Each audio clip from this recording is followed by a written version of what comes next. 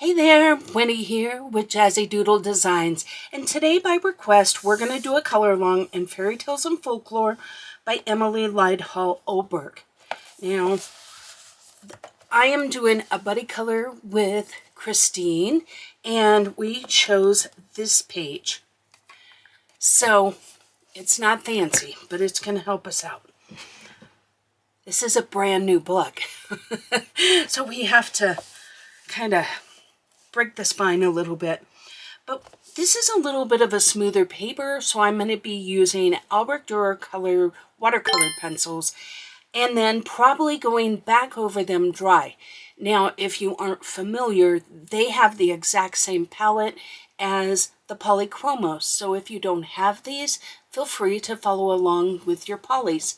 If you don't have those, grab a pencil that looks similar and just have some fun. Let's get started. I am kind of going to go with a little bit more of a muted palette today. And I'm a little nervous because I'm not sure how this is going to work out. So it's going to be an experiment, but let's go.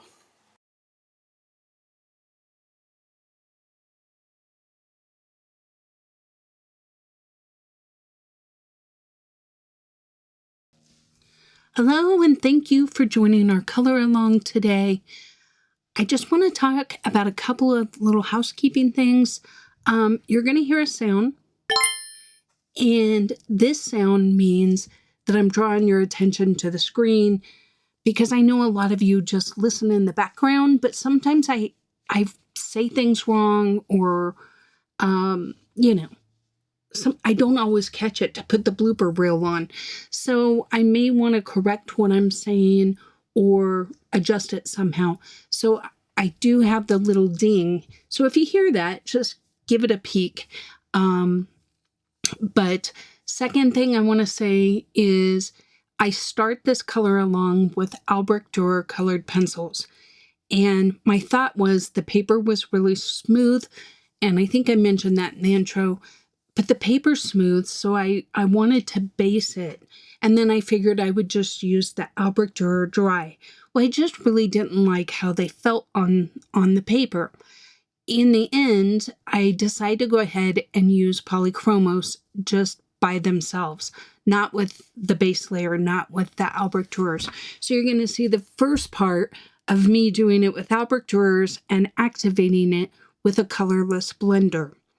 And then I even tried activating it with water. I thought maybe that was the problem, but I just really wasn't enjoying using them.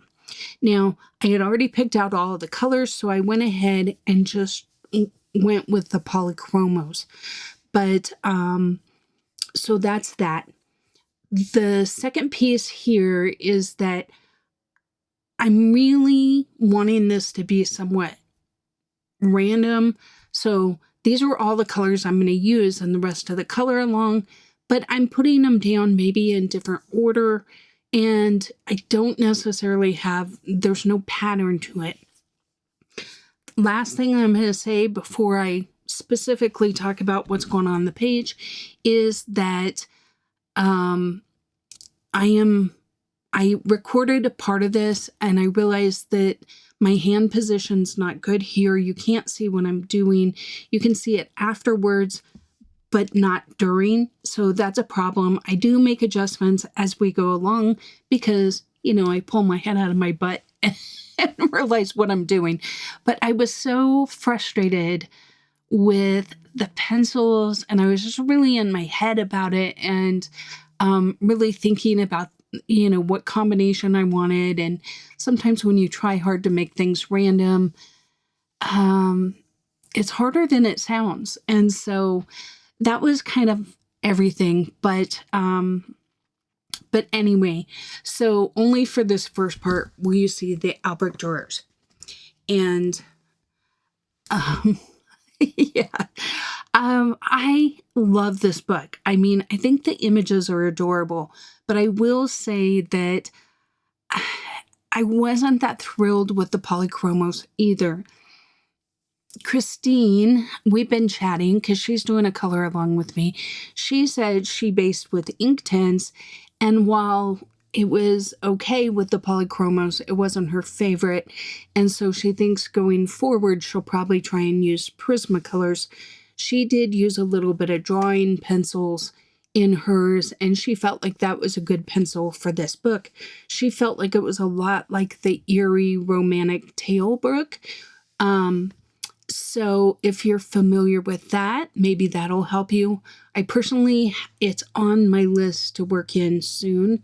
I have it sitting right here beside my desk, but there's been a little bit of a backlog, and I have a couple other projects that I want to do for you guys too, that are a little, not everyone wants the whole channel to be about color alongs, and the color alongs do take a lot of time, but I have had a request to go through my coloring books and show those, so I'm going to be trying to do that upcoming, as well as work in, I think, is it the bear book?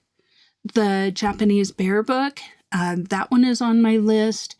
And I didn't even do a coloring plans video this month because everything has just been a little up in the air for me. Do you ever have that in your life where the more you try and plan, the worse it goes?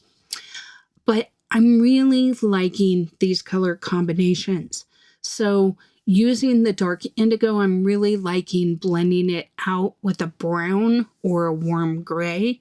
I put that warm gray down there and it didn't blend out quite as much as I'd like. So I went ahead and brought in the Bistra and tried to blend them with that. And I do like the look of it, not necessarily each individual feather, because sometimes the blend is a little awkward. But when you look at the page of it as a whole, I feel like it works pretty well. And then by going over the entire thing with the cool gray, that really helps kind of blend it out. So that's what you're going to see a lot of here. I did try and do the same pattern here on several at a time, so I wasn't every single feather having a different pattern. So here I used that particular pattern on 3, and then I'm going to go in with this. Now, this is Caput Mortem. This is not Caput Mortem Violet. I was on the struggle bus with this color along, but it is Caput Mortem. And then the Burnt Sienna, and then that is Brown Ochre. That is not the other one that I showed. It's not Burnt Ochre, which is a more orange one. See how it says Burnt Ochre? This is actually Brown Ochre, and I just grabbed the wrong card. So my apologies, y'all. It is not my intention to make these difficult. I don't know what it was. I just was struggling a little bit on this color along.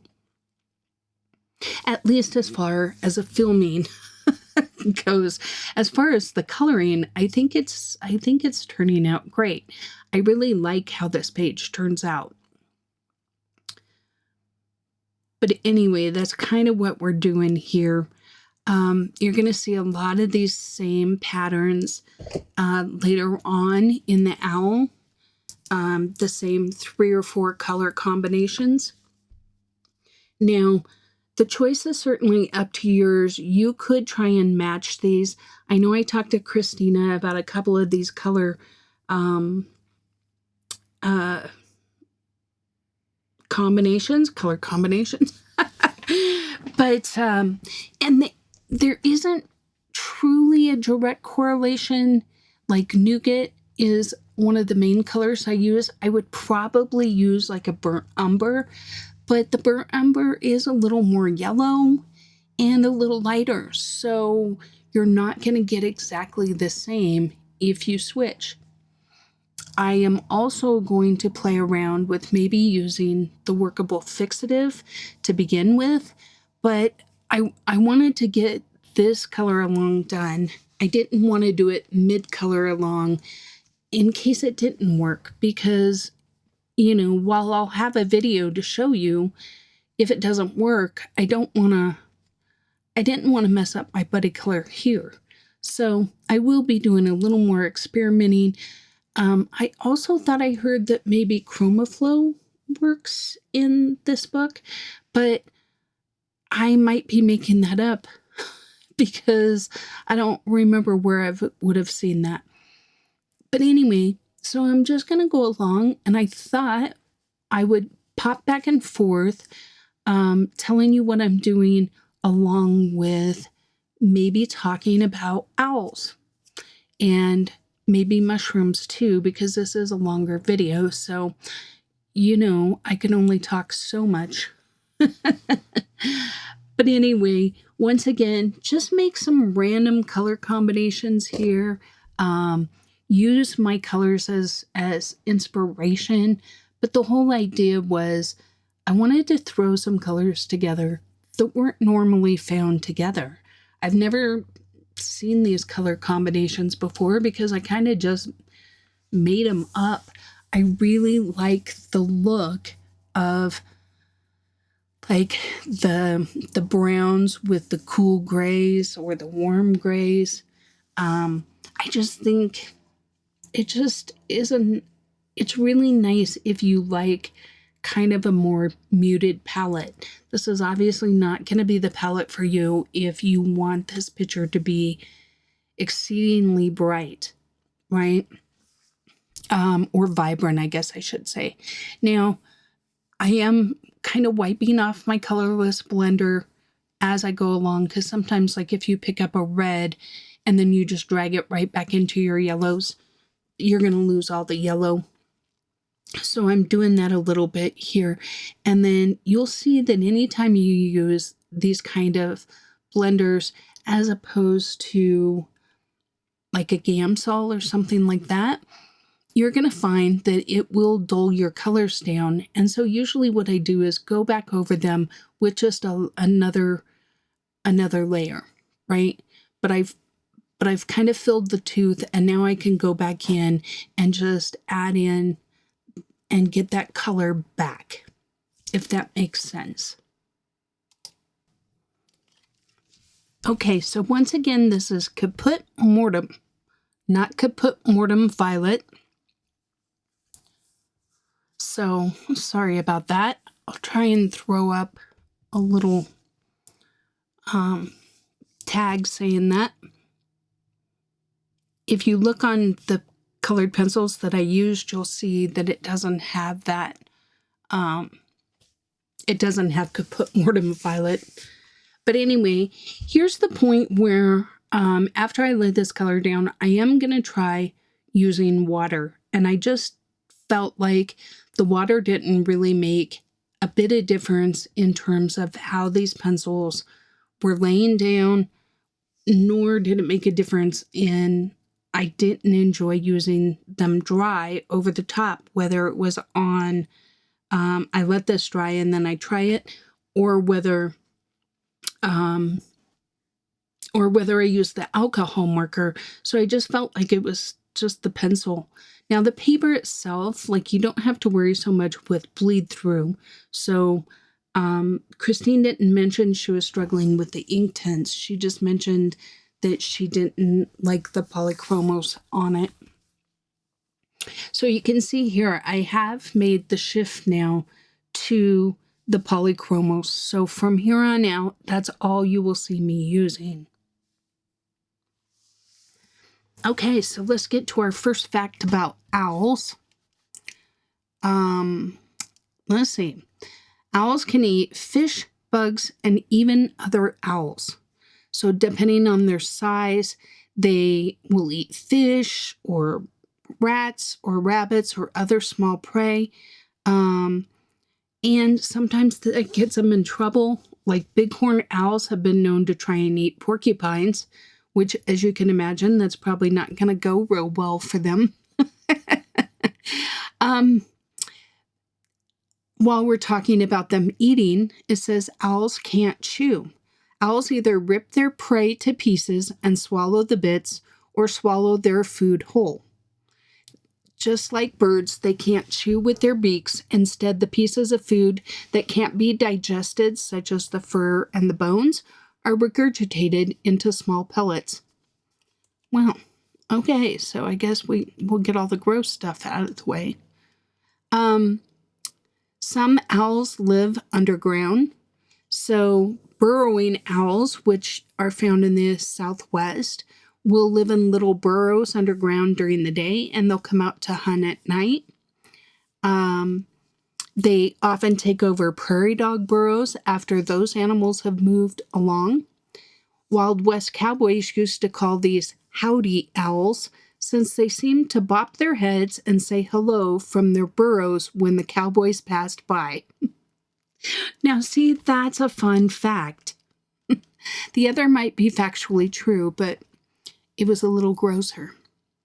Okay, a group of owls is called a parliament. They're mostly solitary creatures, hunting alone and living with their immediate furry family to nest. But every once in a while, a group of owls will converge in what is known as a parliament. The term originated from C.S. Lewis's The Chronicles of Narnia. In that book, he used Chaucer's poem, The Parliament of Fowls, to describe a group of owls that meet at night to discuss the goings-on in Narnia. Okay, that's fun too. Barn owl screeches can be the stuff of nightmares. While you might associate owls with the adorable, comforting hoo, hoo in the middle of the night, not all owls sound so cute. When threatened, barn owls make a long, drawn-out, increasingly terrifying hissing sounds. It is truly the stuff of nightmares.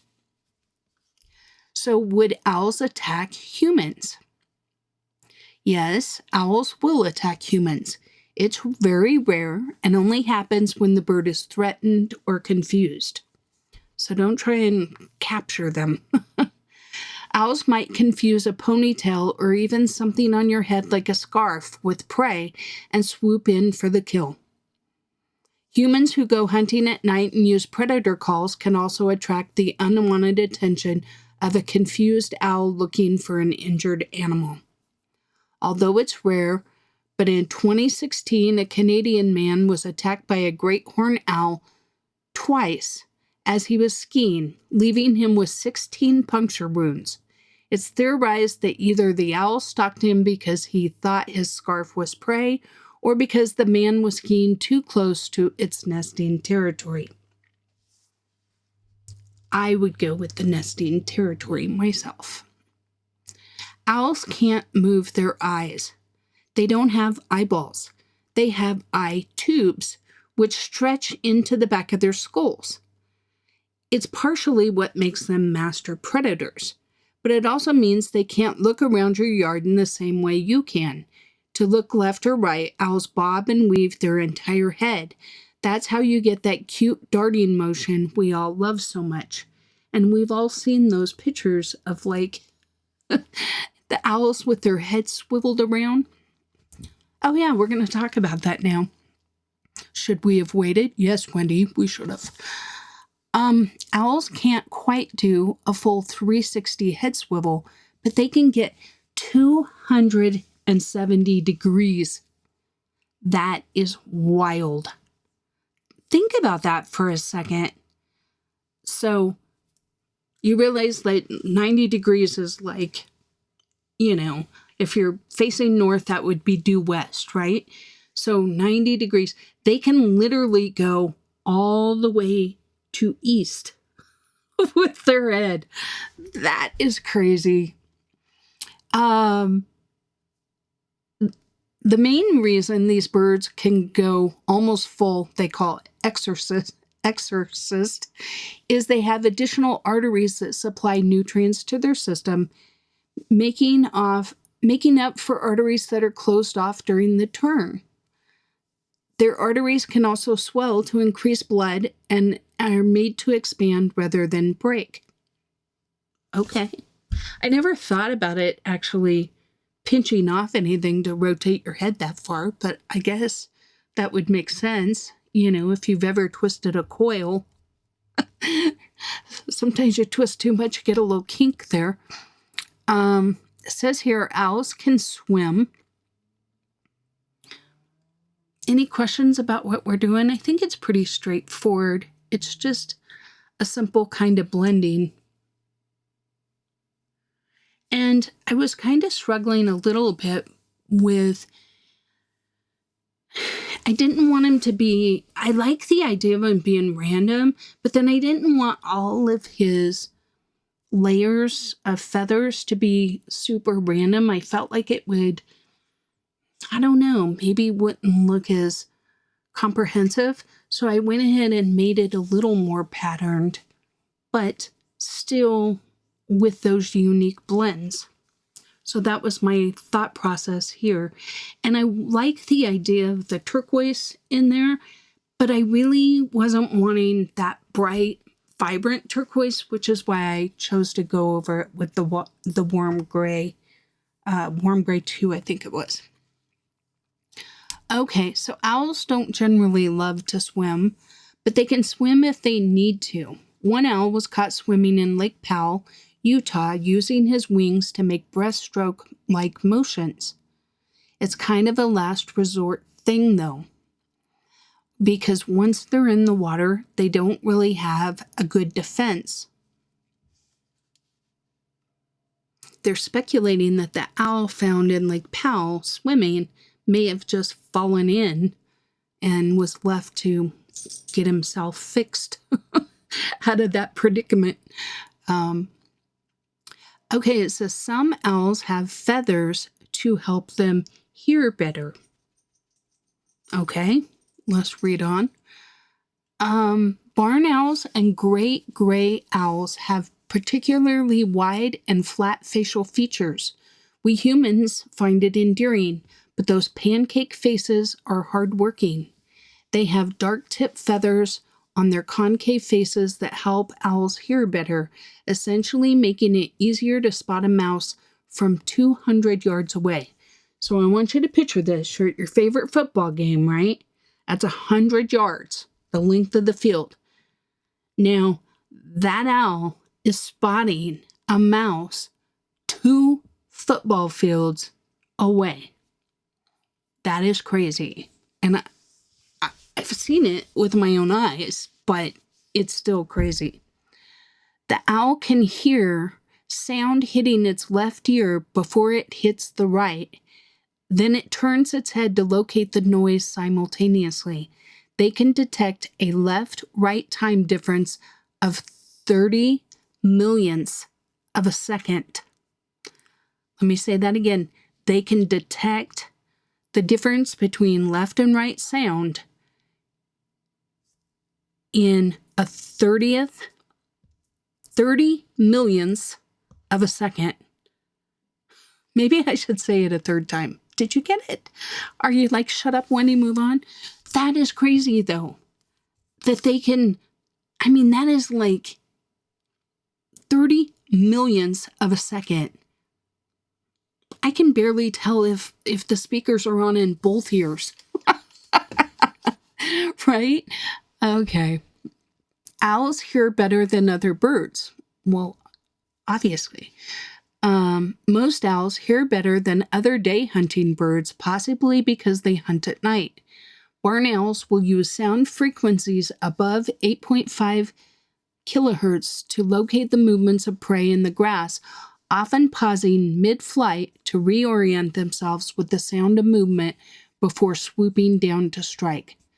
Some owls, like the great gray owl, can hunt on hearing alone, often finding small mammals scurrying under the snow. Barn owls have 3 times more neurons in their medulla, the part of the brain associated with healing, than crows. Okay, now here I did kind of vary, if I remember right, because I haven't been looking. But I went between dark indigo and cold gray and the nougat just randomly, just for a little bit of interest. And then here I'm just bringing in ever so lightly just a hint of this light cobalt turquoise. I definitely don't want pops of turquoise here, so you want to be light of hand here. Okay, so it says owls are extremely far-sighted. Because their eyes are in the front, they have almost binocular-like vision. They can see about 110 degrees around them. They have an increased depth perception compared to other birds. Because of that, they can spot a tiny field mouse moving quietly at a great distance and swoop down and grab it. But on the flip side, once the owl has the mouse in its grasp, things get hazy. Up close, an owl's line of vision is incredibly blurry, and they often can't make out exactly what they're holding. The owls really do have large eyes. We attribute wisdom to owls because of their large, wide eyes. It is often exaggerated in cartoons and things like that, but owl's eyes can make up to 3% of its entire body weight. By comparison, a human's eyes account for 0.0003% of their body weight, which that's what, 1,000? Less than 3/1000s? Am I doing the right math? I think so. Don't count on me, folks. You know me in math.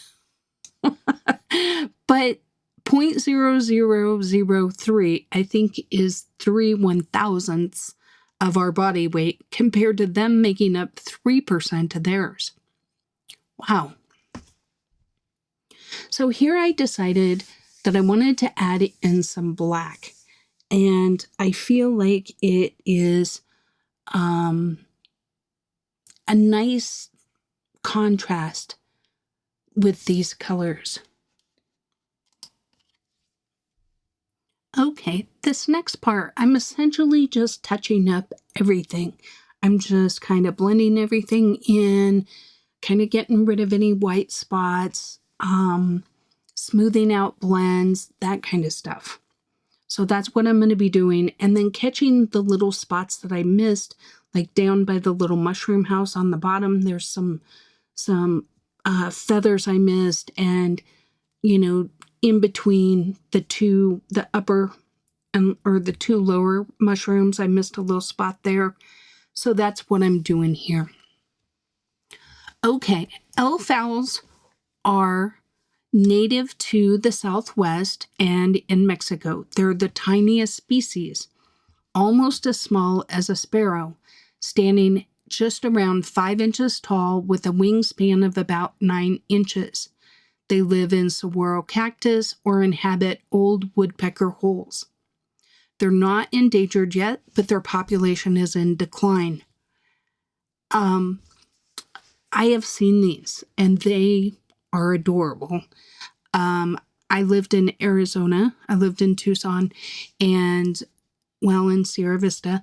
But anyway, they are really cute. And there was one that lived in a saguaro, not just a little ways behind the house that we lived in. They have a cute little hoot. It's like, hee hee hee hee, or something like that. It's hard to, obviously I'm not good at that, but you should check it out. Like, you can Google it and it'll let you hear it, I'm sure. Okay. Next up is the Blakiston's fish owl. And by contrast, this one is really big. It's the largest owl species with a wingspan of 6 feet and a weight of up to 10 pounds. Now, for perspective, Ellie weighs 10 pounds. So that is I have a very good visual of what 10 pounds is. And a 6-pound wingspan, that is wider than a love seat. Oh, it's kind of crazy when you think about these kind of things, right? It says owls have excellent night vision. Being mostly nocturnal, it isn't surprising they see better at night than humans, but the reason is pretty unique. They have retinal rods, the rods in your eyes that absorb dim lights. In some owl species, retinal rods outnumber light-loving retinal cones 30 to 1. They also have, quote, eye shine, which is essentially a layer of tissue behind the retinas that reflects like mirrors and allows them to absorb and process way more white than we can. So once again, back to the picture, it is brown ochre, sienna brown, and caput mortem. Those are the three colors I use throughout. So if I ever put the other one up, just know it's an error. I think I change it. I think I catch it about halfway through. But, yeah, my life needs a blooper reel. It would be like, you know how like on Peanuts, there's that, the kid with like the dust cloud that goes around him. Yeah, mine would be a blooper reel. That would make Pigpen. That's his name. Pigpen has like that dust cloud that's always hovering around him. Mine would be the blooper reel going. I should come with my own warning label. Okay. Some owls mate for life. The eastern screech owl has a complicated courtship ritual. A male approaches the female in an elaborate dance, and they bob and sway and wink in the process. The female accepts the date by touching bills. The ritual itself is very fast. It may seem like a lot of work, but it's for a good reason. Once those two bills touch, the owls head off to find a nest together, and the rest is history. They stay together for life, often returning to the same nesting spot year after year. Eastern screech owls live for 8 to 10 years, with the oldest recorded one having lived 14 years and 2 months. I find it so interesting what animals mate for life, and then there's those other animals that are like, they do their duty and then they never see each other again. And then there's the animals that they do their duty and then they get eaten. But anyway, I digress. Spectacled owls really look like their name. Found in the jungles of Mexico, Central America, and South America, these uncommon owls get their name from a hilariously obvious source: spectacles. They have white coloring around the adult owls. It really makes them look like they're wearing eyeglasses. But their babies have the exact opposite coloring.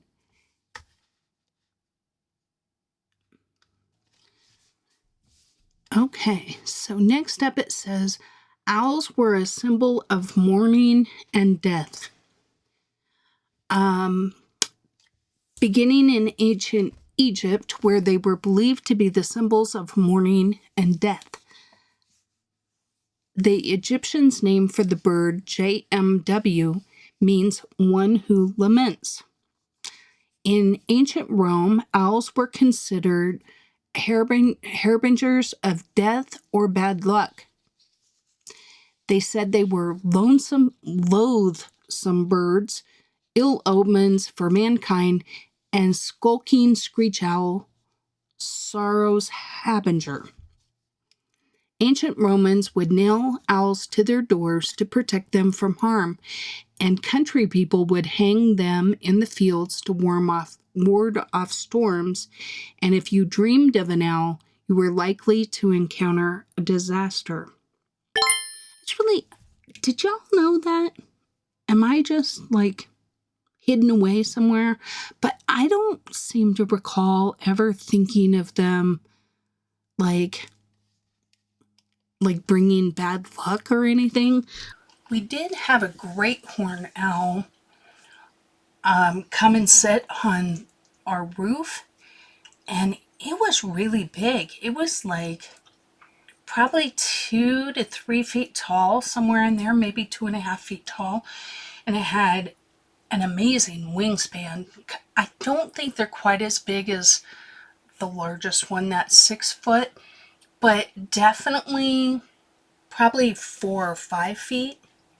And, you know, we had Jazz, he was probably a 14-pound dog. But, when Ellie was a puppy, I definitely worried he would return. And it sounds crazy, but we have like a little koi pond in the front of our house, and we ended up losing all of our fish to a blue heron, which sounds crazy, right? Because the koi pond isn't 100% over. Like, we have a little like a porch awning or whatever. I don't know how to describe it, but there's part of the roof goes over the front door to where if you're standing at my front door, you're not getting rained on. But it doesn't go 100% over it, but it really obscures that pond a lot. And the pond is only, I think it's like a 40 or 50 gallon pond. So we're not talking like a pond like you would see, in the country. This is just like a water feature that has like a little waterfall and stuff. And, but we started with, I think, 21 of those, just a little 10 cent, or, well, they're probably $1 a piece now, but I think they were like 20 cents a piece, those little goldfish. And we put them out there and we would feed them year round. We'd put a little heater in there in the winter, and it would keep them from freezing. And they grew to about, I don't know, the first time we lost them, they were probably 3 to 5 inches long, and he got about 7 or 8 of them. And then we just thought it was kind of a fluke. And we had a neighbor, an older man that lived across the street, and he would call me and he'd say, "The heron's back. He's on your roof." And so it would land on our roof, and so we'd go out and kind of scare him off. But he ended up in the end getting them all. And but the first out of, like, let's say 21, let's say he got about 7 of those, and then he came back, I don't know, maybe a few months later and got another 7 or 8. And then we only had the few, and we had a piece of almost like a mesh over it, but we didn't want to like tack it down because then it was hard to get to the pump and the filters and different things like that. And that lasted us for a while, and I would say probably a year. And those fish had grown to where they were probably 8 or 9 inches, and we had about 6 of them left. And we saw, the neighbor alerted us that the heron was out, so we scared him off. And we no more than went in, and Lonnie scared him off. He was on his way to work, and we got the call. And so he scared him off, and then he came back in to get his lunchbox to go to work. And when he walked out, the heron was like flying off, and there was a little bit of blood right there on the sidewalk, and he had gotten them. And I was so annoyed. So we don't have any fish right now. We'll probably do it again at some point. But, these animals are amazing because I'm like, did he smell it? Did he remember where they were? Do they see it? Like, and how do they see it? Because those fish were not, they didn't like to hang out at the top of the pond. Most of the time you had to be feeding them in order for them to be seen. They like to like burrow down and kind of tuck behind the waterfall area to where they couldn't be seen.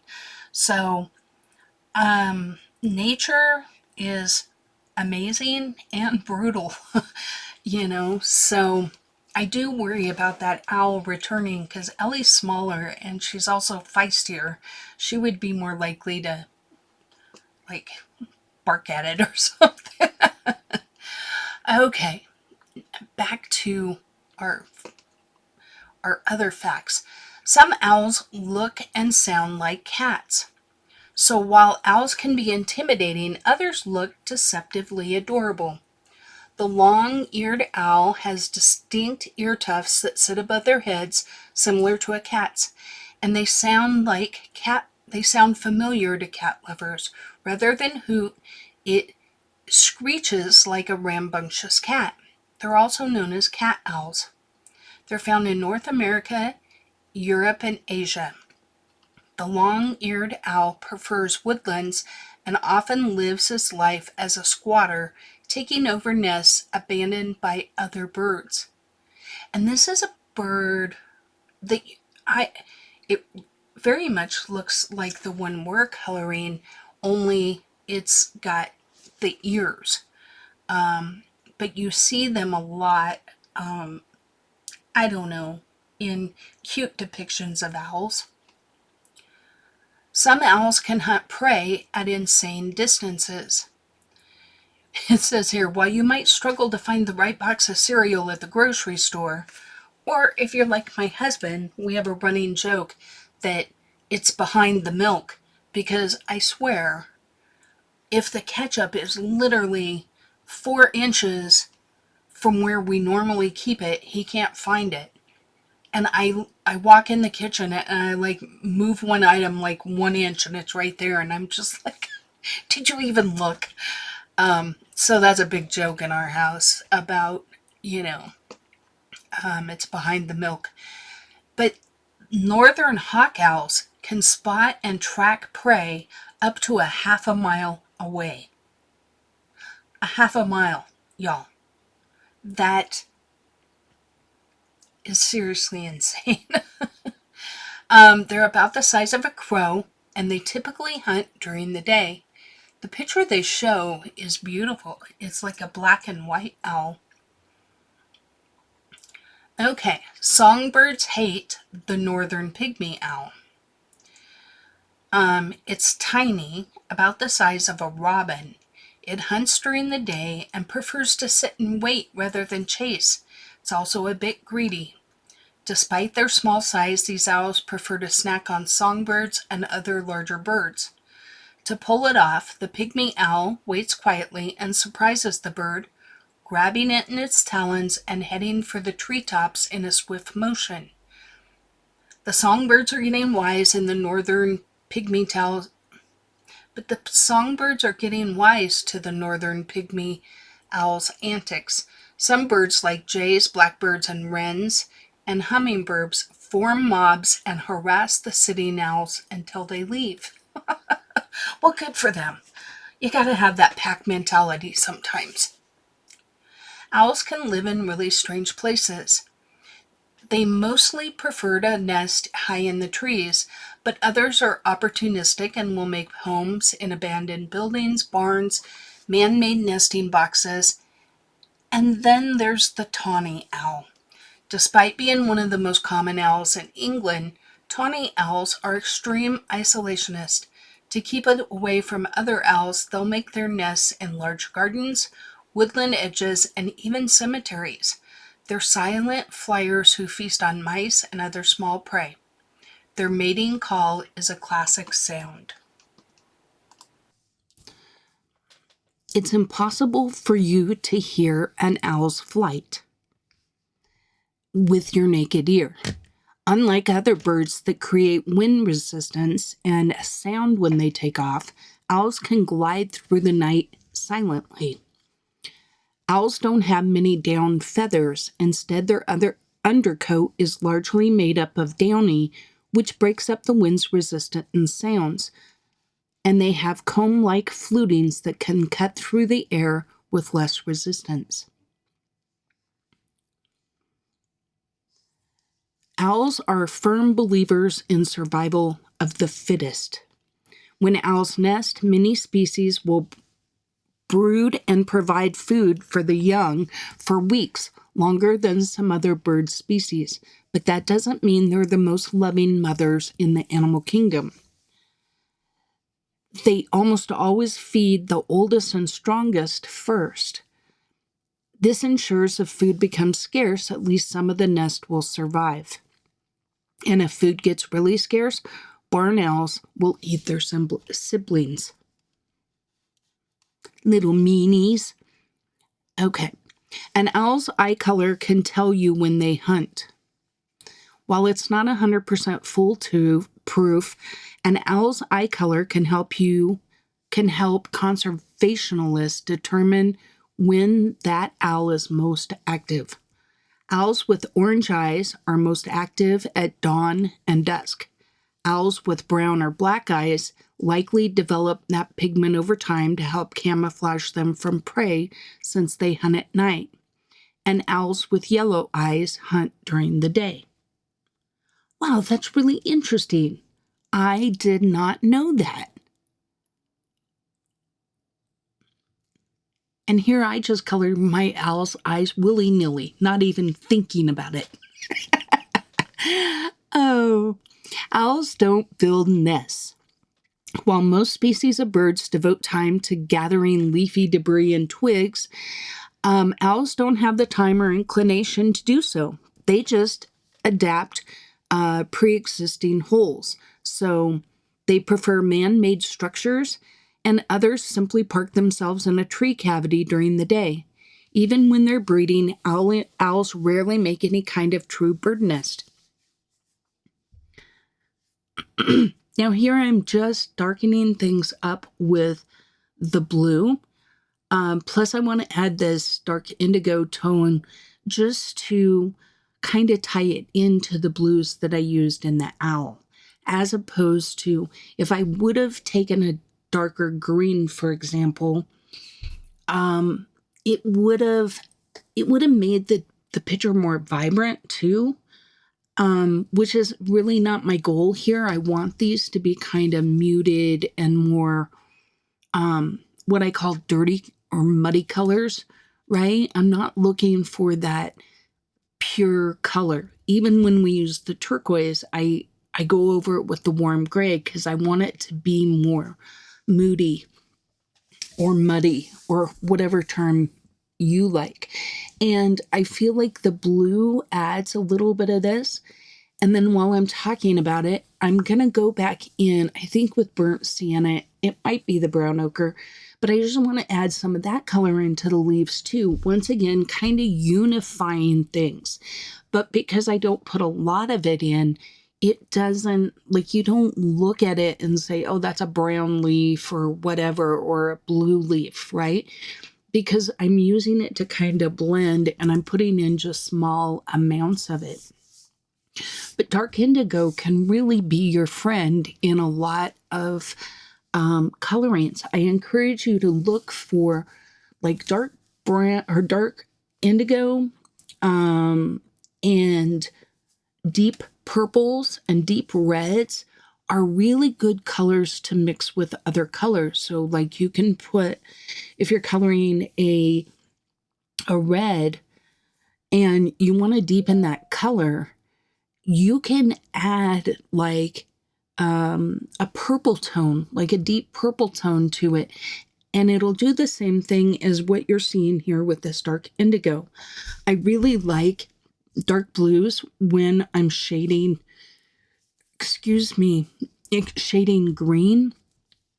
I really like Tuscan reds when I'm shading like browns. And I like the purples when I'm shading reds. I like a Tuscan red to shade oranges. It really kind of depends. Oh, I guess I use Bistra. You could use any of the colors that you used above. So you could use Bistra. I think, looking at the picture now, I think that the burnt sienna would be really pretty to touch on these ends and just give it a little bit of that red pop, right? Not a lot, just on the very edge. And much like I'm doing here, you know, it's a very subtle technique, if you will.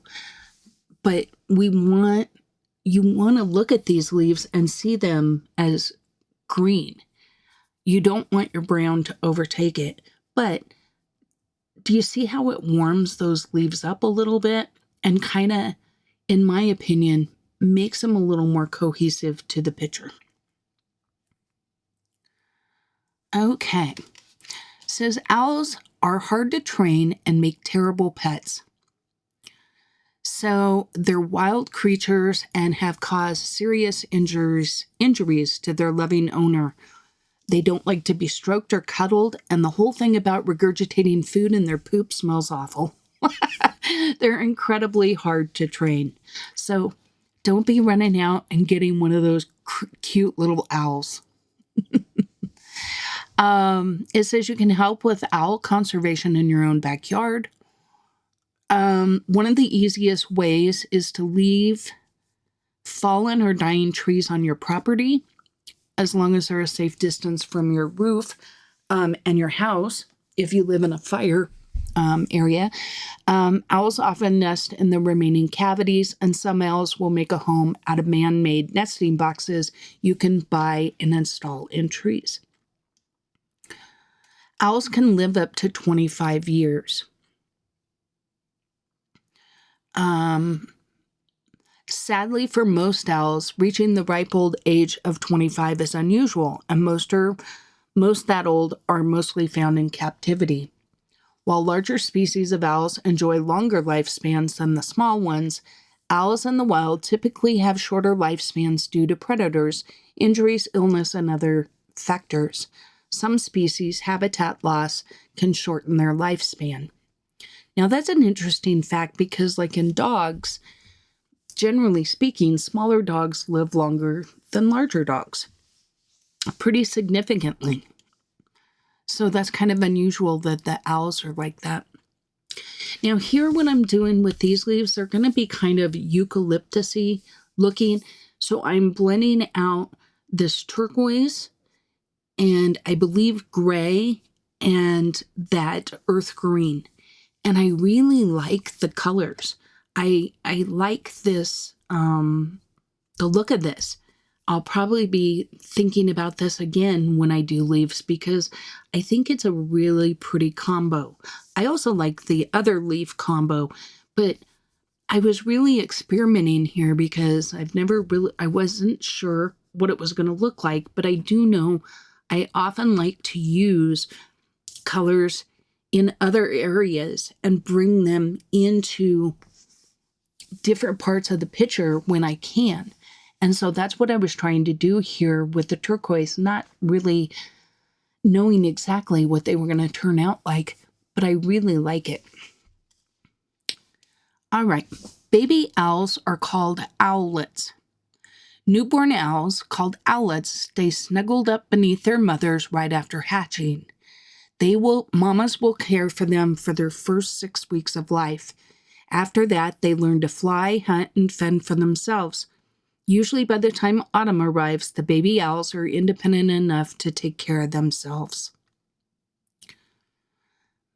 So there are two species of owls, and I'm not even going to try and pronounce them because, but most fall into the, all right, I'll try, Strigida group, and the other one's Tytodean. Okay, I'm cracking myself up because, no. Anyway, the S group includes 224 different species of owls, and the T group, which includes the common barn owl, only has 20. So that's interesting. There's only 2. Owls have a much longer trunk than you think. The fluffy birds you always thought were round really aren't. They do have plump round bodies, but their legs are actually quite long. Owls keep their legs tucked in closely to their bodies so they appear much shorter than they are. Their surprising length is usually only seen when they stretch to see something or relax their legs during flight. Plus, I think all those fluffy feathers kind of cover them up, right? I know little I always say this. I had a Maltese poodle named Jazz, and every haircut, it was like he lost a third of his body size. And I always thought that was really unfair. Because I go in for a haircut, I don't look a third of my body size thinner, but they get a little fluffy, so you think they're much bigger than they are. And then have you ever seen a Pomeranian that got a bath? Or is it Pomeranians? Yeah, those big old fluffy dogs. My aunt had one, and she was literally only maybe 2 or 3 pounds, but she was such a puffball that she looked like she was like 12 inches around, right? And then you would give her a bath and she really had a body of like 3 inches. Oh, okay. I'm digressing. I'm going off on my own little tangent. So here I'm bringing in the colors that I used in the owl, the reds and the yellows. And I'm going to bring them into these mushrooms. And I do decide to make the top 2 mushrooms similar colors, not exactly the same. And the lower one, more of the gray and brown tones that I used. And it was just a stylistic approach, not necessarily any particular reason. Because I'm using polychromos, I am going to do this in a number of layers. I will say these larger areas were very, very difficult with these polychromos. They just didn't lay down great. And I kind of struggle, not so much at this level, but like when you try and burnish them out, I don't know, I just struggled. And Christine felt the same way when I chatted with her about it. And so she's going to be using softer pencils going forward. So I am going to do some experimenting and see what pencils maybe I like in here. These weren't awful, but they weren't my favorite. And I'm usually not that picky because I just kind of adapt my style to whatever is happening. But I don't like when the paper feels almost sticky, I guess, when you work on it with the pencils, right? Because once you start layering, once you get to a certain point, I felt like it wasn't accepting the layers evenly, I think is more what I was experiencing. It's hard to explain because once again, it wasn't awful. It just wasn't great either. Okay, next fact. Owls lose their feathers at least once a year. Many animals molt or shed their feathers or fur periodically, including owls. The process replaces old, worn-out feathers with new ones. It takes about 3 months for an owl to fully molt, and they look pretty ragged when they do. The process is complete. The new feathers are ready to keep him warm on cold winter nights hunting for mice. It says here, owls hoot for more reasons than one. Much like dogs have different barks and whines to communicate with each other, owls have different hoots and hooting patterns to send different messages. Some owls are used to claim territory and warn off other owls, while others serve as mating calls. And I do feel like that is true, because there are times when the neighbor dogs are barking and Ellie could care less, and then another time they'll bark and she will immediately either join in or run out to see what all the commotion is. And so I do feel like there is different ways. I know she communicates with me. She has her different little barks that I know. But so it doesn't surprise me at all that owls would have different hoots. Says here, owls have 3 eyelids. 3 eyelids are better than 1, at least if you're an owl. Instead of having a top eyelid, owls have an upper eyelid, a lower eyelid, and an inner eyelid that serves to keep the owls moist and protect them from debris. You can tell if an owl is sleeping if its lower eyelid is closed. If the upper eyelid is closed, it's just blinking. Oh, wow. Remember when we talked about the camels having multiple eyelids too, to keep out the sand? Nature is just, in my opinion, so fascinating. Okay, great horned owls have terrifying strong talons. In addition to being sharp as knives, the great horned owl can squeeze its talons shut with as much force as the human can bite. About 300 pounds per square inch. If your small dog gets scooped up by one, escape is impossible. That's why it's important to keep an eye on your pets if you're in owl country. And I have always worried about that. Okay, owls have one toe that faces backwards.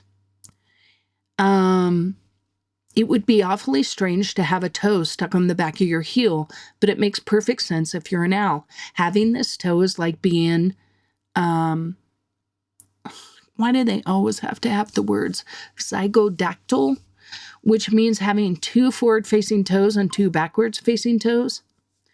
This gives owls the claw-like grasp they need to hang on to squirming prey in midair. I mean, that makes sense to me. It's kind of like our thumb, right? So we can pinch. Barn owls can eat more than 1,000 mice per year. Barn owls have a special place in the hearts of farmers because of how good they are at controlling the rodent population. Each owl eats an average of 12 mice a night. Wow, that's a lot. Okay, for my little Harry Potter fans, which I am one, Harry Potter's Hedwig was played by 7 different owls. While Hedwig, Harry Potter's famous snowy owl, looks the same throughout the movie, he was actually played by several different owls. The main owl trained for the role was named Gizmo, but 6 others helped out, including owls named Casper, Oops, Swoops, Oh-Oh, Elmo, and Bandit. It is great that producers prioritized animal welfare during filming, but we wish the audience was aware of how sensitive and wild owls really are. After the first film came out, tons of people impulse purchased owls without realizing how complicated their care is. You know, that's kind of the same. Remember when we learned about the turtles, too? For those of you that don't know, you should subscribe to my channel, shameless plug, because we talk about all this fun stuff. Okay, 1/3 of the world's owls are endangered. The effect of human development is widespread and devastating.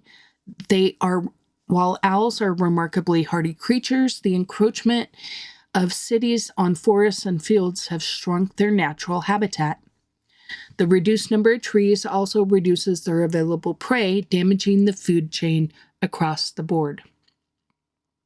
This was by far the hardest one because of how large this mushroom head was.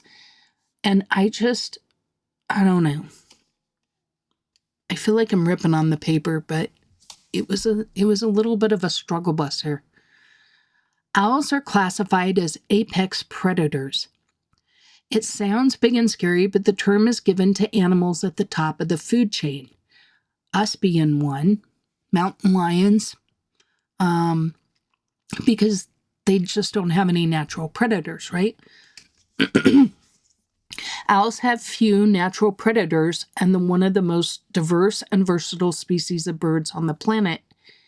They live both in the deep forest and the crowded cities. As long as mice can be found, an owl can probably survive. The Eurasian eagle owl has been known to eat small dogs. And it basically says if they lift it, they try and eat it. Mostly they hunt for frogs, rabbits, ducks, and even raptors. As far as they're concerned, the neighbor's chihuahua is fair game too. Some people in Kazakhstan worship the spirit of owls. Many cultures admittedly view owls as a symbol of witchcraft or evil, but a tribe in Kazakhstan views them in a completely different light. The tribe has a female shamans that perform intricate rituals to connect with the spirit of owls. Whether or not it works, it's nice to see these majestic birds get an appreciation they deserve. Okay.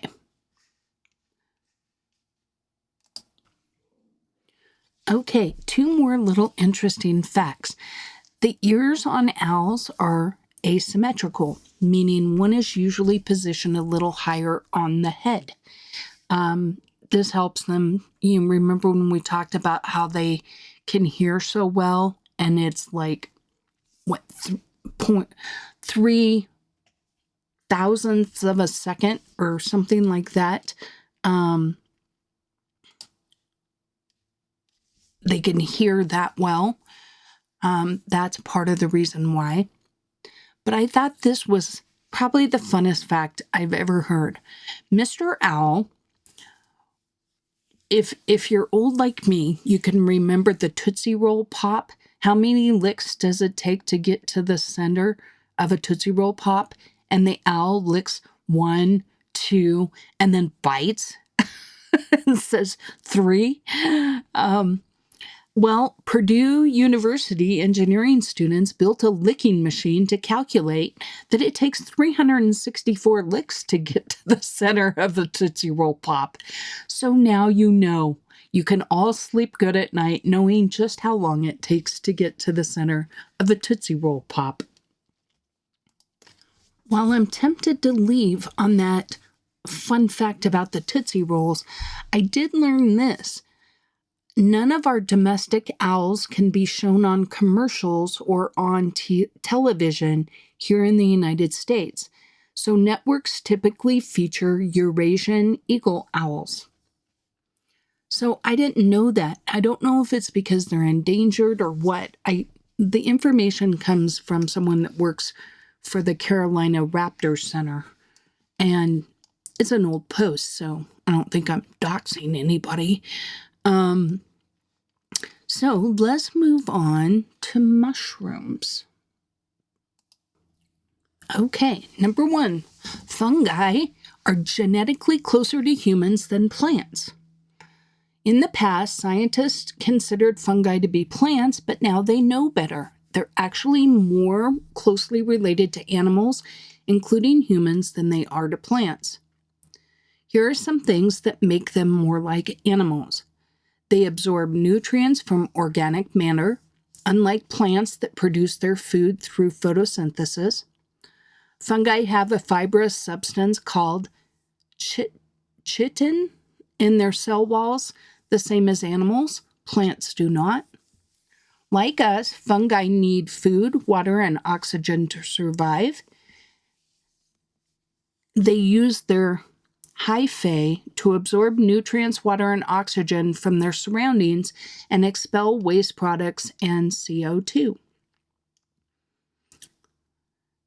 Number 2, fungi are the largest life forms on Earth. Fungal mycelium can grow and expand for miles under the ground as they go in search of food. The largest living organism on the planet is a single honey mushroom in the Malheur National Forest in Oregon, USA. It's about 3.5, which is 5.6 kilometers for my friends that use the metric system.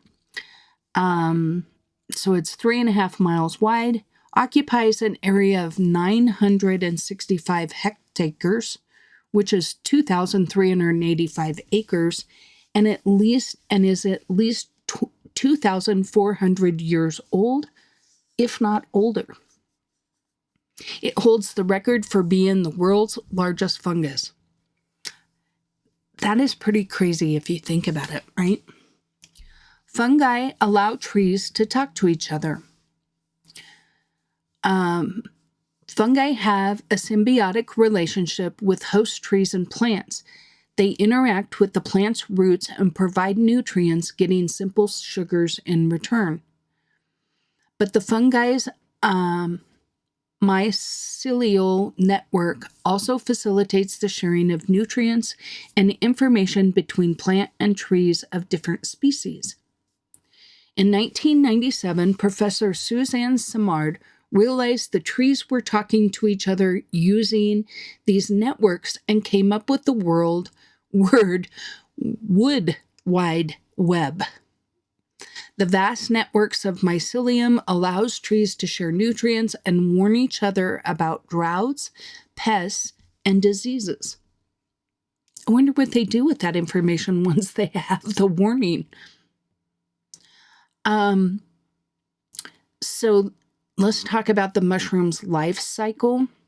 Mushrooms are the fruit of a fungus. Mushrooms are the fruitling bodies or reproductive structures of a much larger underground fungus. Much like an apple is the fruit of a larger fruit tree, the mushrooms you see are the tip of the iceberg and usually only represent about 5% of the fungus. I did not know that. Sometimes I read this stuff and I'm like, did you ever go to school, Wendy? Because I consider myself fairly well-versed in nature, but I didn't realize it was, I knew partially that it wasn't the entire quote-unquote plant, but I didn't realize it was only 5%. Okay. Mushrooms can stay dormant for years. The largest part of the fungus is the underground network of mycelium made of millions of thread-life hyphae. For those of you that are biologists, or is it botanists? You're probably screaming at your screen right now at my pronunciation. But the primary role of the mycelium is to reproduce and ensure the survival of the species. To reproduce, it needs to produce mushrooms that need specific temperatures and humidity levels. Some mushrooms can stay dormant underground for many years, even decades, until weather conditions are right to produce mushrooms and distribute spores. Mushrooms disperse spores in 2 phases. First, they actively eject spores from the gill's surface using surface tension catapults. This phase is followed by what scientists thought was a passive phase, where wherever the winds were about beneath the mushroom cap distributed the spores. But it turns out that the second phase is not so passive, and mushrooms also play a role in this phase. Research shows that some mushrooms use evaporative cooling to create convective airflows capable of distributing their spores. Even when they're close to the ground with no wind, the airflow created can transport the spores from gaps of 0.4 inches high and lift them 4 inches or more into the air. Okay. So here are some fun facts. Some mushrooms glow in the dark. Scientists know around 80 different species of fungi that glow in the dark and are constantly discovering new species. The latest is in India, is a fragile mushroom that grows on decaying bamboo. These mushrooms grow so brightly that the locals call them electric mushrooms and use them as natural torches. It must be pretty bright. Bioluminescence mushrooms use light-emitting compounds called luciferins to glow and attract insects. They then use these insects to spread their spores to new locations, helping the species survive.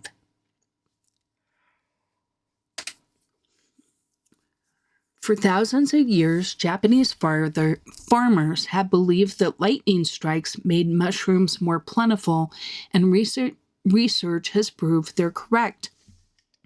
Researchers have bombarded several species of mushrooms with artificial lightning strikes and found it effective in several species. but it has the biggest effect on shiitake mushrooms. Exposure to indirect lightning strikes makes mushrooms multiply and can double a shiitake crop. Well, that's good, I guess. Mushrooms can make colorful natural dyes. They can be used alone or combined with other ingredients to make natural dyes. You can produce almost any color imaginable using different combinations of mushrooms and solvents. So, artist Miriam Rice was responsible for highlighting the use of mushrooms as a dye in 1972, and now they're used to dye wool, paper, and other fibers. When combined with ammonia, chanterelles give you a muted yellow, oyster mushrooms a gray-green, and hen of the woods an orange, puffballs a rust red, and lobster mushrooms a bright pink, turkey tail a brown, and reishi a rust color. A biotech company called Evocative Design is using mushroom mycelium and agricultural byproducts to grow durable 100% compostable packaging materials. The mushroom packaging they create is like styrofoam, and you can use it as packaging for almost anything. The big difference is that mushroom packaging only takes 45 days to compost, whereas styrofoam takes about 500 years to biodegrade. Excuse me. They are mixed with mycelium and placed in a mold. The mycelium grows and spreads throughout the substrate. After 7 days, they stop the growth using a drying and heat method, and the result is a cost-effective, insulated, and water-resistant packing material. Well, that's really interesting. You can use mushrooms as a natural pesticide. In 2011, mycologist Paul Stamets patented 2 natural mushroom-based pesticides that use parasitic cordyceps. One pesticide is for termites, carpenter ants, and fire ants, and the other for 200,000 other types of insects. Usually mushroom spores repel insects, but Stamets discovered that if mycelium is cultured to delay sporulation, insects consume it. Mycelium of insect-specific parasitic fungi is placed in a grain, attracting insects that consume the grain or transport it back to their nest. Once the fungus is inside the insect, it kills the host and uses it to produce mushrooms that grow out of the dead insect's body. Wow, that sounds like a horror movie, right? Invasion of the mushrooms. These mushrooms then produce spores that repel even more insects.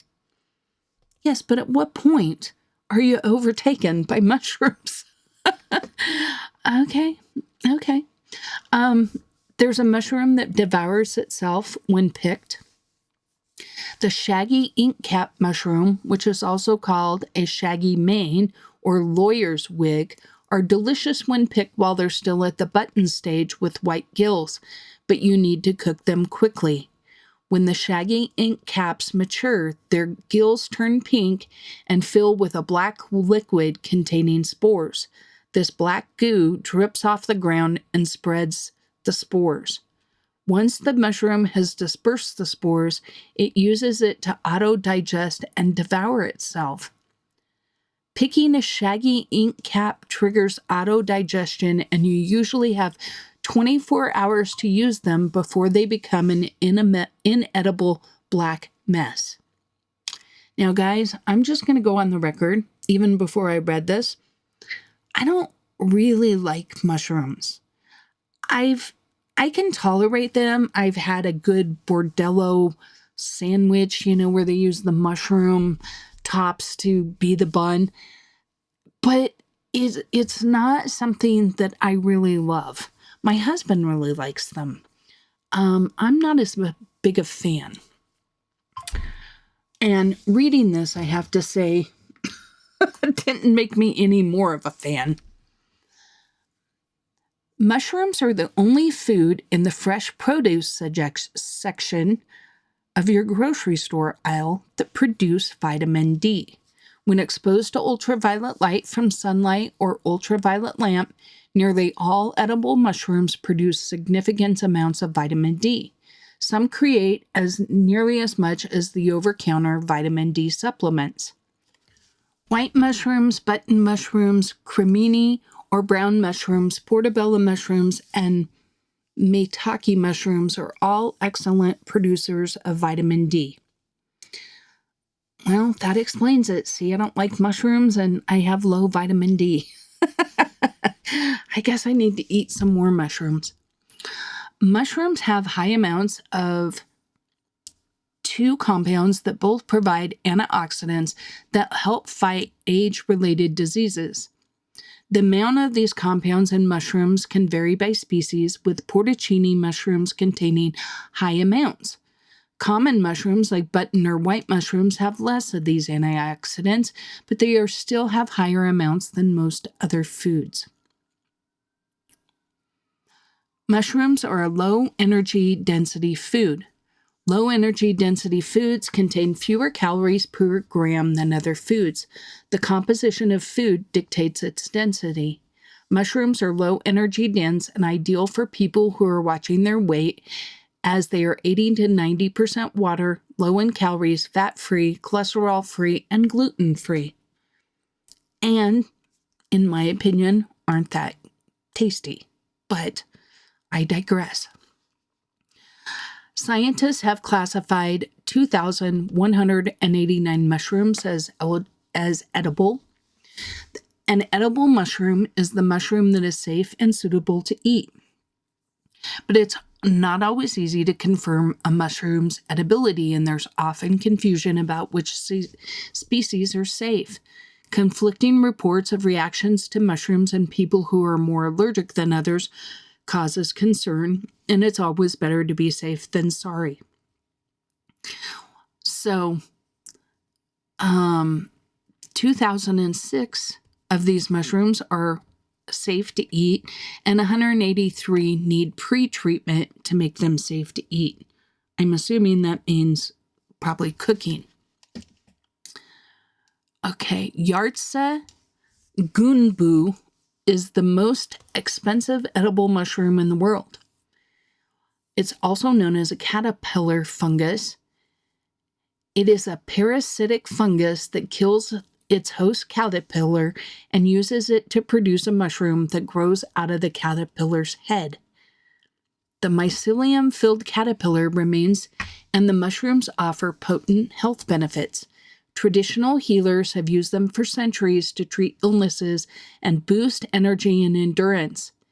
Eating them is considered a status symbol, and at $50,000 a pound, or $2,000 for a single ounce, they're the most expensive mushrooms in the world. And they look absolutely disgusting. They seriously look like a vanilla bean and a caterpillar had a baby. And I so would not want to eat them. Okay, mushrooms have the fifth primary taste. Basic or primary tastes are unique tastes that cannot be created by combining other tastes. So the four primary are sweet, salty, bitter, and sour, but some have a fifth called umami, and mushrooms are one of them. Chefs describe umami as a mild, subtle taste, a taste that spreads across the tongue, a persistent, lingering taste, and a mouth-watering sensation. I will say, I have bought, I think it's ground mushroom.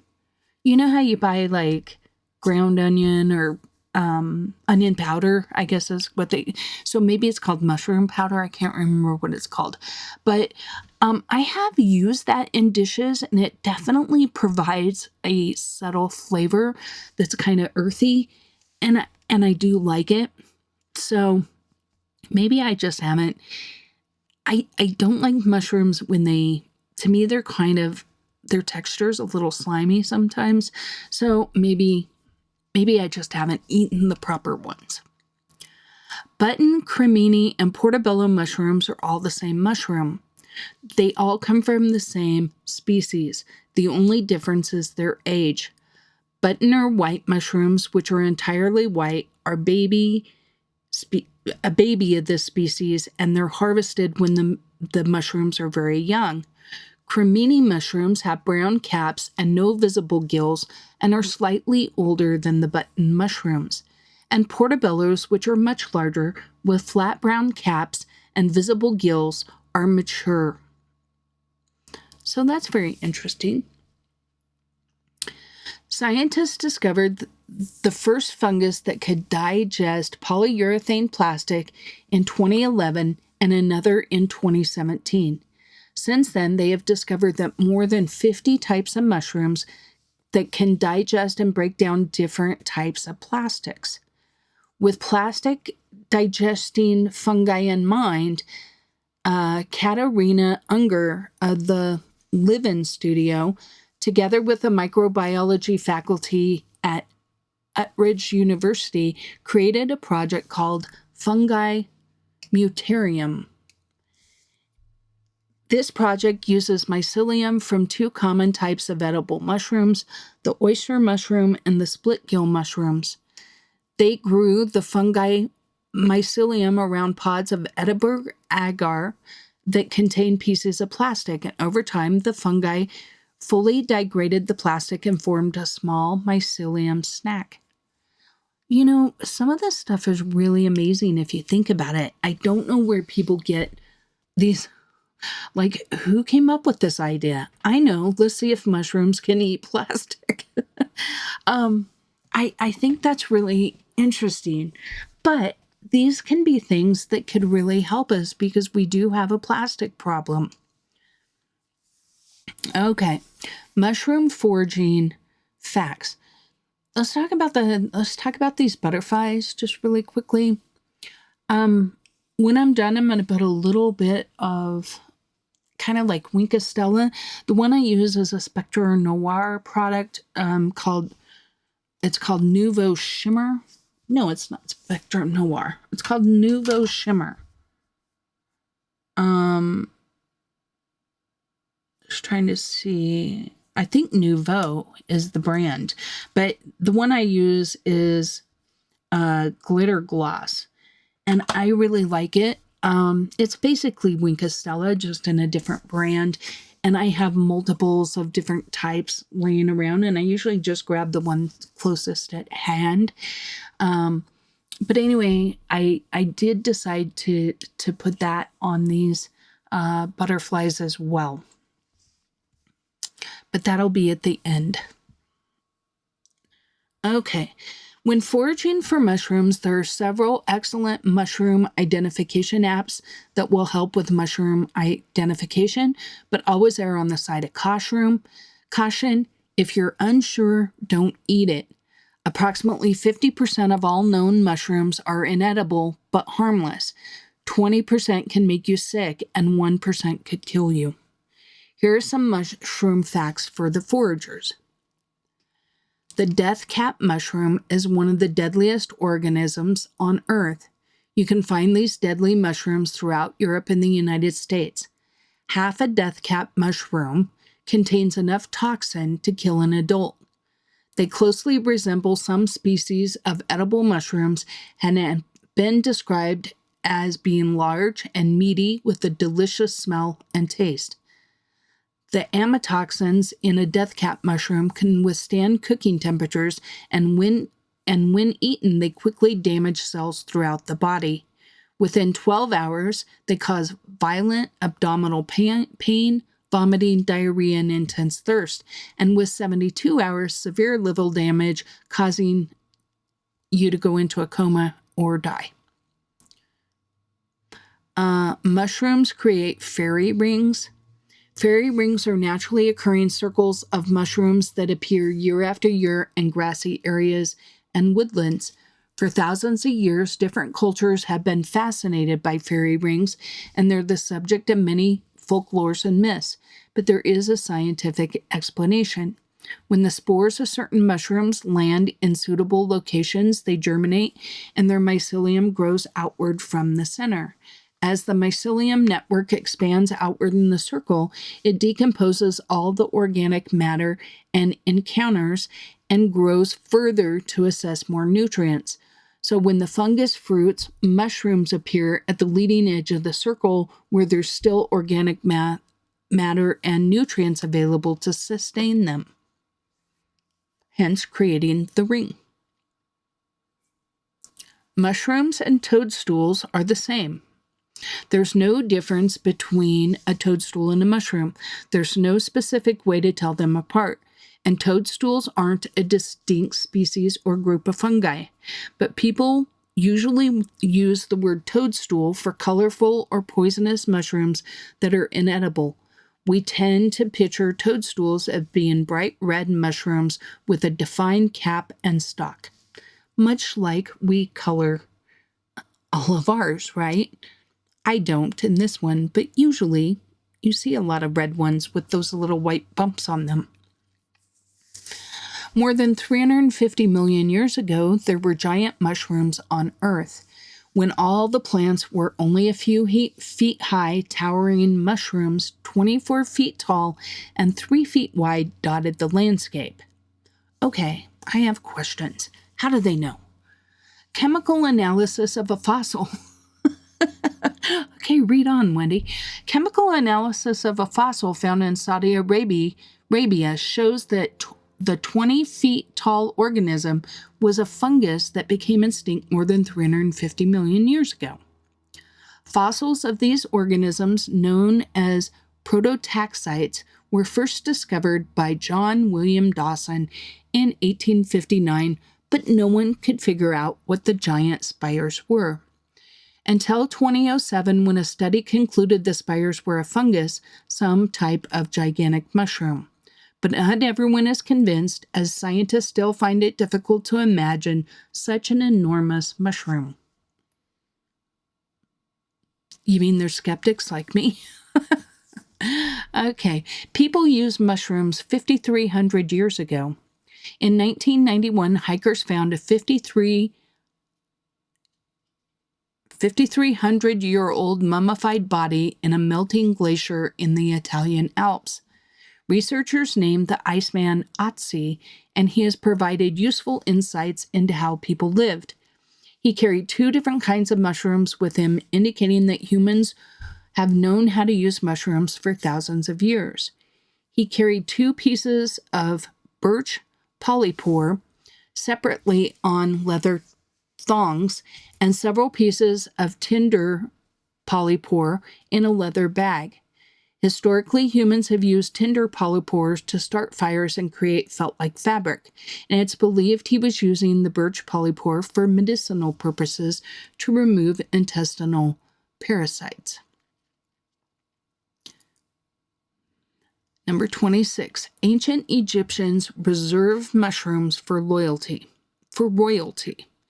In hieroglyphics from over 4,600 years ago, ancient Egyptians referred to mushrooms as plants of immortality and believed they were a gift from the god Osiris. They were so revered that commoners were not allowed to touch them, and only the royalty ate mushrooms.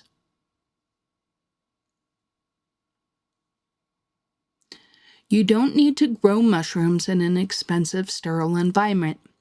Most people often think you need a sterile environment, heat-sterilized substrate, and specialized grow rooms to grow mushrooms. Fortunately, this is not true, and beginner mushroom growers can get started without spending a lot of money on specialized equipment. We suggest using fast-growing oyster mushrooms and growing them on already pasteurized coffee grounds or sawdust pellets. It's much quicker to get set up and start growing, and there's a lot less to learn. And if you want to use straw as a substrate, you can pasteurize it using a simple cold water techniques. And then they link to an article. It takes less water, energy, and space to produce a kilogram of mushrooms than to produce other foods. And it talks about how much space you need. You can grow them on recycled cardboard.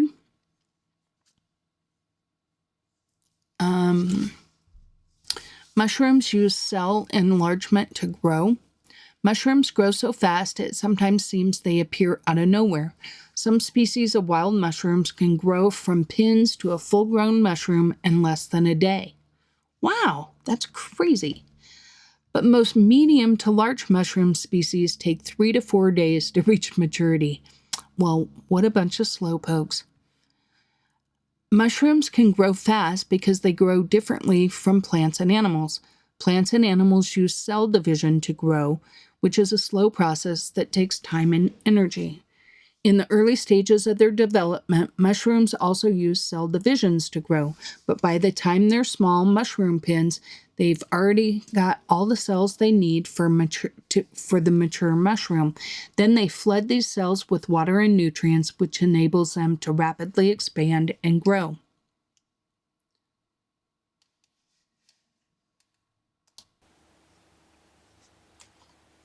Okay, according to the Department of Agriculture, the average American eats about 4 pounds of mushrooms every year.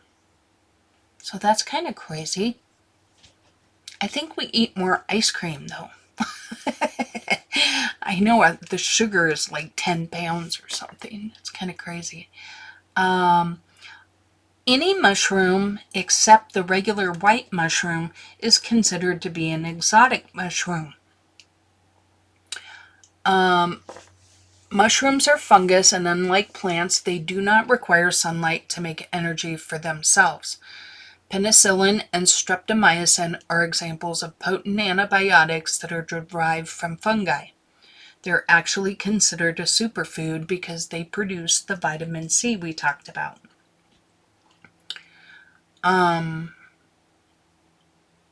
Let's see. Mushrooms contain more protein than most vegetables. Mushrooms are comprised of 85 to 95% water.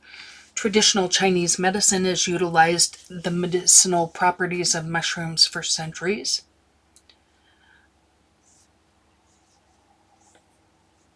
Fresh mushrooms don't freeze well. If it's necessary to freeze them, first saute them with butter or oil in a nonstick pan, then cool slightly before freezing them in an airtight container.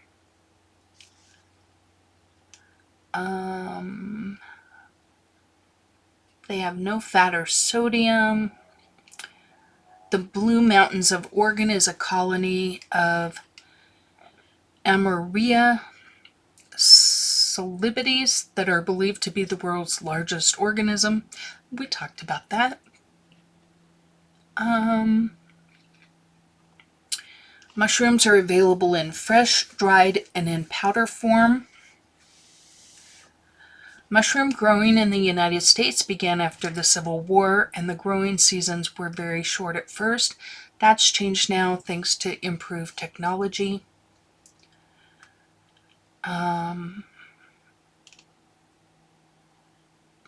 2/3 of the white button mushrooms consumed in the U.S. come from Pennsylvania mushroom farms. Pennsylvania farms produce 446.58 million pounds of white button mushrooms. That's a lot of mushrooms.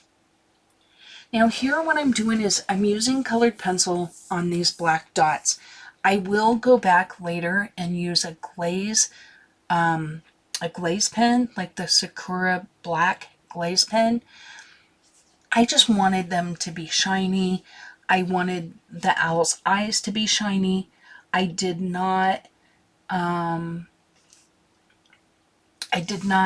made these little dots on the mushroom shiny. I did not make the body of the mushroom shiny, but I do add the glaze pen to them. So here I'm just adding a little bit of yellow.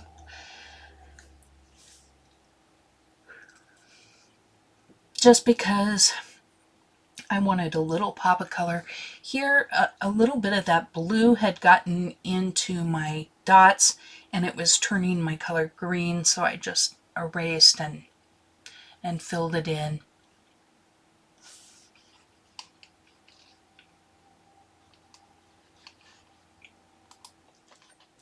Okay, so here in the end I decided I would also talk about eucalyptus trees. Now, those leaves I don't think are eucalyptus, but I did color them like that, so I thought, well, why not talk about that, because we've got a few more minutes and I didn't want to just put you to music. Eucalyptus is known as a gum tree. They're a set of flowering plants native to Australia. They're known for their distinctive aroma, medicinal properties, and beautiful foliage. We're going to talk about the 14 different facts. So, there are over 700 species that are known. Eucalyptus is a fascinating plant with unique bark. Oh, okay. Skip that, please.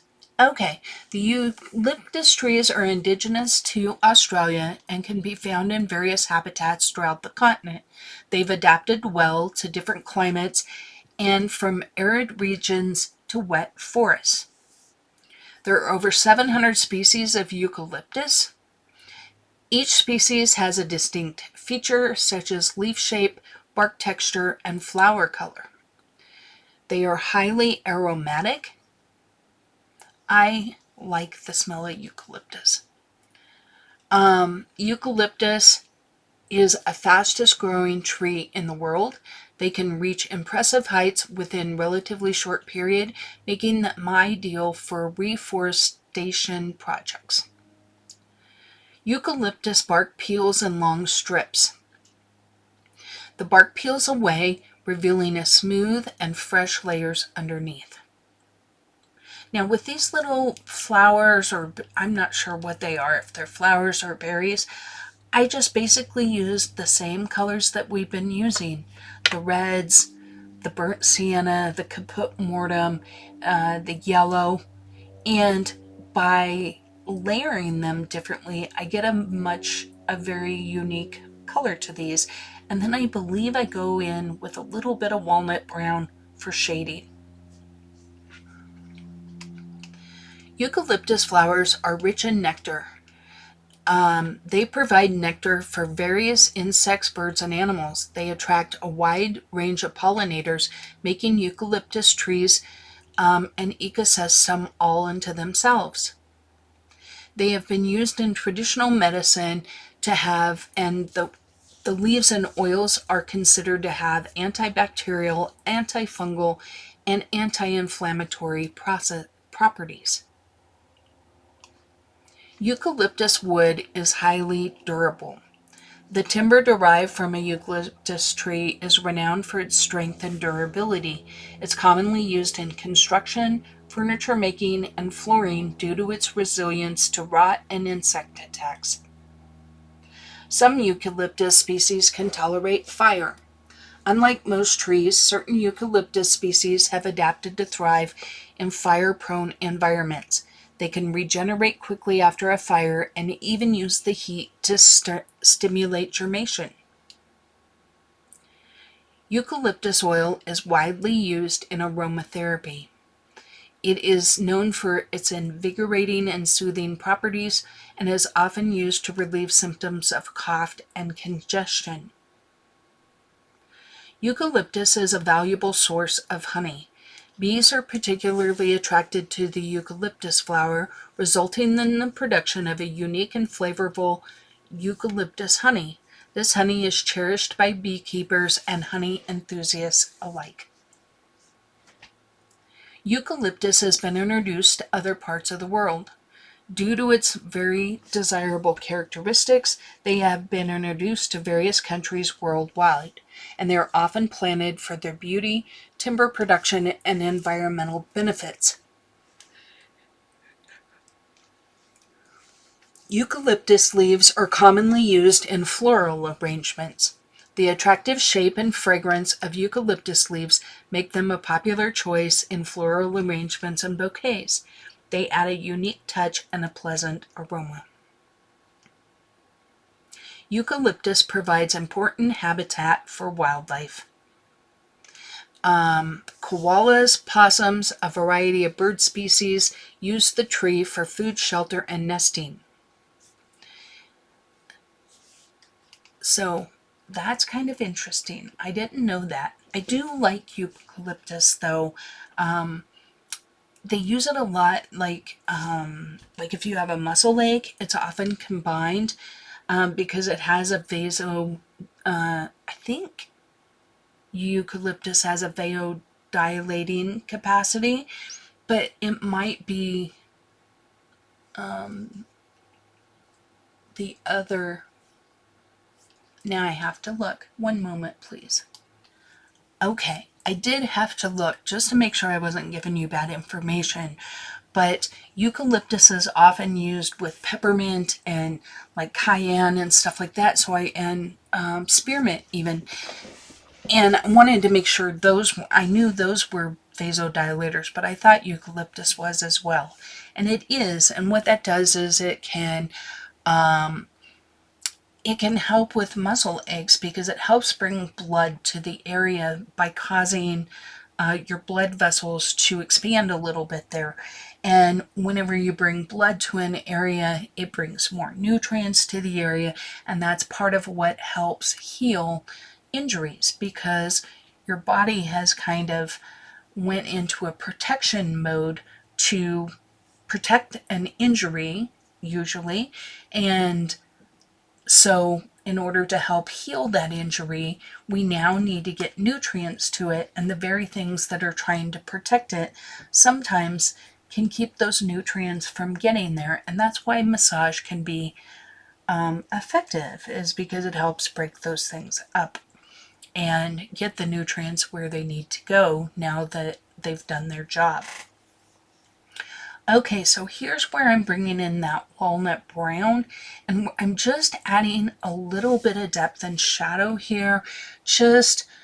I like pictures that have a little more contrast in their values, and I even thought about really going into the owl and adding a lot more depth, and I normally would, but to be fair, I just felt like this paper wasn't taking on a lot more layers than I have already, and so I decided against it.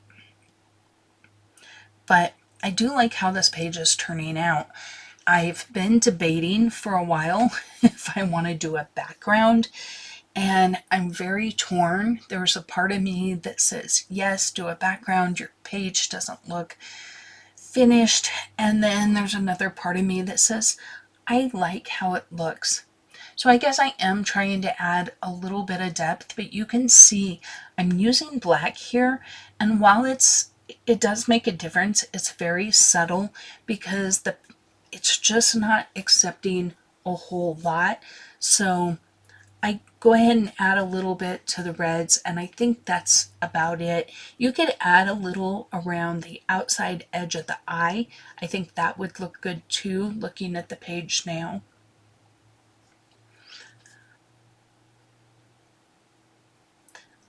If you're still with me, I really appreciate you hanging with me.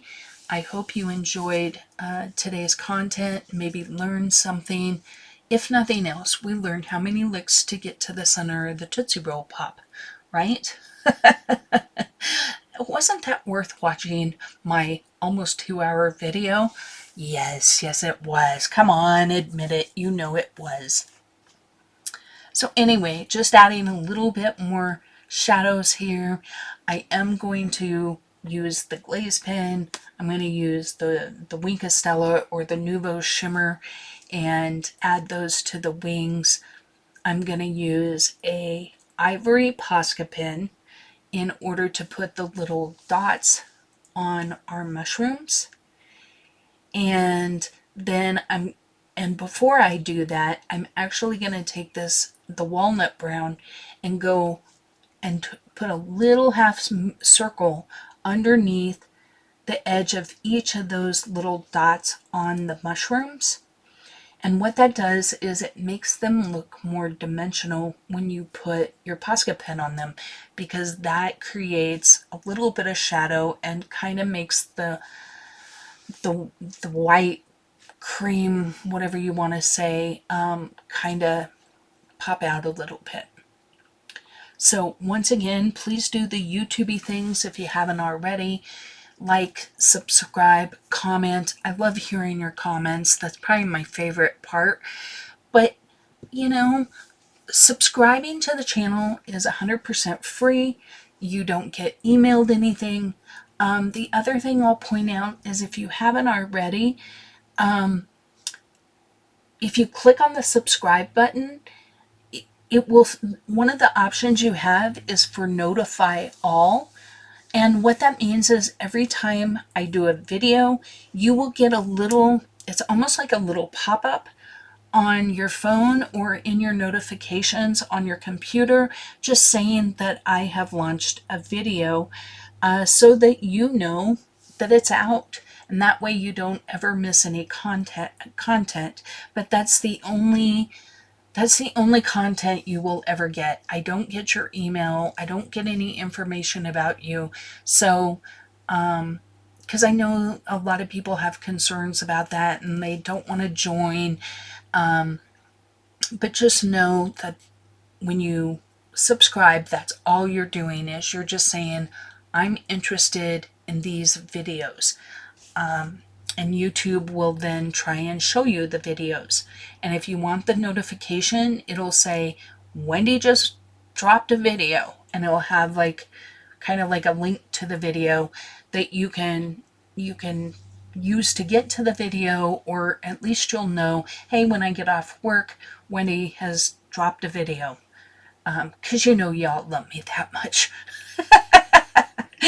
But anyway, you guys, there's only a few minutes, so I'm going to leave you to it. Please continue to watch to the end. It really helps my videos. And until next time, happy coloring.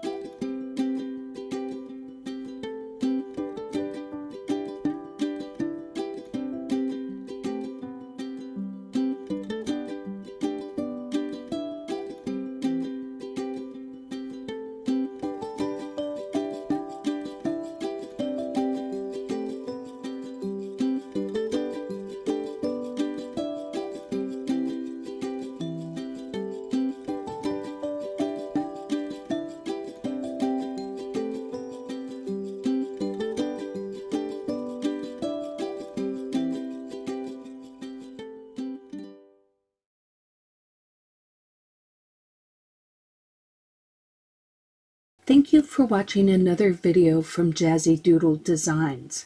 If you enjoy adult coloring content, please consider subscribing. You can now find me on Instagram and Facebook as well. I welcome all comments and suggestions. Don't forget to like the video before you go. And until next time, take care.